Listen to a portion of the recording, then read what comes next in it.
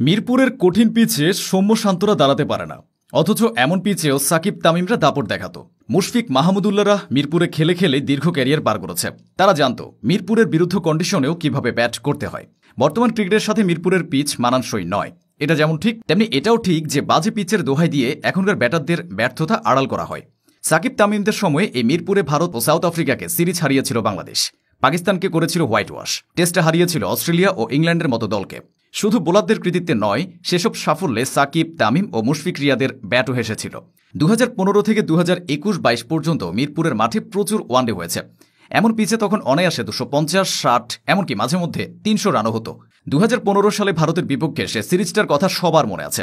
মুস্তাফিজের ভয়ঙ্কর কাটার আর স্লোয়ারি বলে দেয় পিচটা বোলারদের জন্য কতটা সহায়ক ছিল। অথচ সে পিচে প্রথম ম্যাচেই বাংলাদেশ করেছিল 307 রান। তামিম খেলেছিলেন 62 বলে 60 রানের সময় উপযোগী এক ইনিংস। মিরপুরে খেলা বেশিরভাগ ম্যাচে তামিম ডাউন দ্য উইকেটে এসে বাউন্ডারি হাঁকাতেন। সে ম্যাচেও এর ব্যতিক্রম ছিল না। উমেদ যাদবকে ইচ্ছামতো মেরেছিলেন। সাকিবের 68 বলে 52 রানের ইনিংসটাও পরিস্থিতির দাবি মিটিয়েছিল।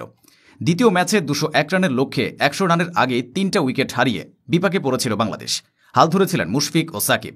দুজনের 50 ঊর্ধ্ব জুটি সে ম্যাচেও ভারতের বিপক্ষে বাংলাদেশকে জয় এনে দিয়েছিল। অথচ এখনকার সময় 200 রান করতে ব্যাটারদের নাভিশ্বাস উঠে যায়। এমন পিচে সাকিবের সফলতার মূল কারণ ছিল বেশি বেশি সাইড শট খেলা। স্পিন বলে তিনি থার্ড ম্যান কাট করে ও ফাইন লেগে প্যাডেল সুইপ করে প্রচুর রান করতেন। 2015 সালে পাকিস্তানকে হোয়াইট ওয়াশ করা ওয়ানডে সিরিজে তামিম নিজের সেরা সময়টা কাটিয়েছিলেন। তবে সে সিরিজের আনসাং হিরো ছিলেন মুশফিক। মিরপুরে হওয়া সে ম্যাচগুলোর মাঝের ওভারগুলোতে মুশিয়ে এসে মোমেন্টাম পাল্টে দিতেন।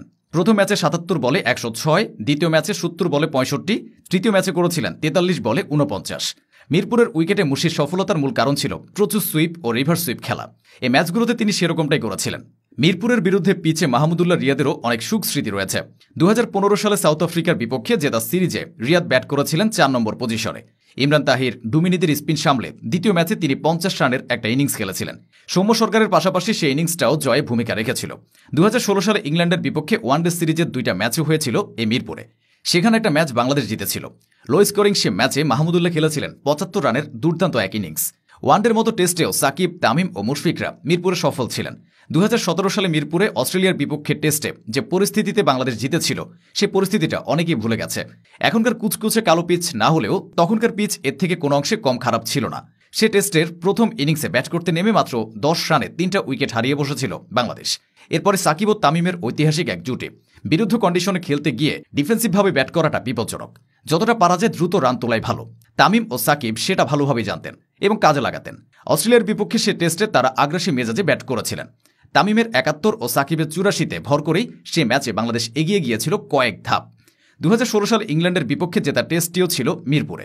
মিরাজের বোলিংটা সব আলো কেড়ে নিলেও সে ম্যাচে ব্যাট হাতে তামিম ছিলেন অনবদ্য। যেন মিরপুর নয়, তিনি অন্য কোনো পিচে খেলছিলেন।